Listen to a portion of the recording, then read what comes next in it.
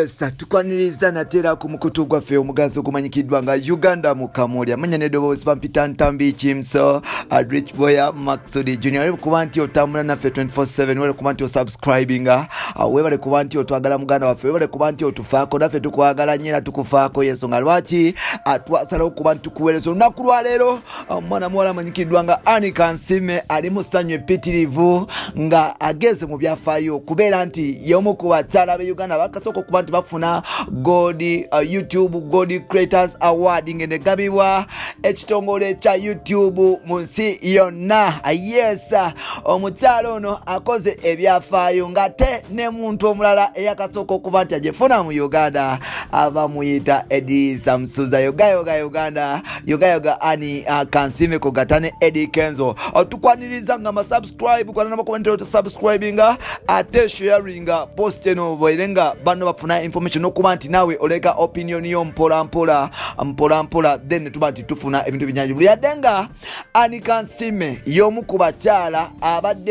abazze batulugunyizibwa baba baabwe n'okuba nti bayisibwamu amaaso mu Uganda tekyasobola kuba nti kimustopinga kuba nti achesinga dreams ze n'okuba nti aweereza bannayuganda n'okuba nti asanyusa bannayuganda kugatane Africa namba ensi yonna namba era nga mukuba nti agenda mu maaso n'okuba nti afokasinga ku mirimu gyagenze nga wininga ebintu ebyenjawulo mpola omuli awards omuli okutravelinga amawanga ag'enjawulo omuli n'ebintu ebirala kugata n'okuba nti afunamu omusimbi mpola era nga Kansiime tebakulima mbu y'omu ku bakyala abavu mu Uganda. Kansiime mu ba entertainer y'omu ku bakyala abalinamu akasente mpola ngono yakafuna mu musajja oba mwami oba mukukula wabula omukyala ono yakosa atiwe mpola n'aba nti abyachivinga mpola n'olwaleero nga tugenda mu history we Uganda nga Eddy Samsuza bwe yavayo n'okuba nti afuna bidawa n'ebisikadde n'okuba nti yes afuna awards era nga ye Golden Boy of Africa of Uganda. Asawa zino twafunye Golden Girl of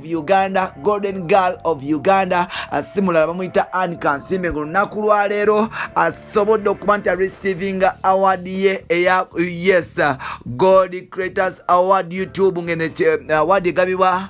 by YouTube strictly nga omukyalo ono yavayo nawa nti aweza ba subscribers 1 million ku YouTube channel ye ate nga ye mukyala eyakasooka okuba nti afuna ba subscribers 1M ku YouTube mu all art oba ba content creators mu Uganda. Nkukiddamu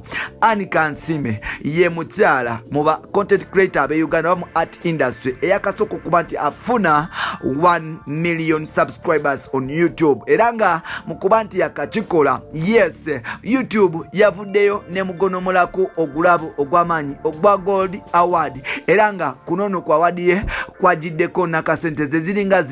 yes award za wano ezitajirako kasente ate nga mu basajja be Uganda omusajja yakasooka okuba nti afuna subscribers 1M ku YouTube era nga ye Golden Boy of Uganda asimulala ye African Prince Eddy Samsuza aka Young Mandela Eddy Kenzo. Bwe batyo award za YouTube mu Uganda eza gold tulina 2 oba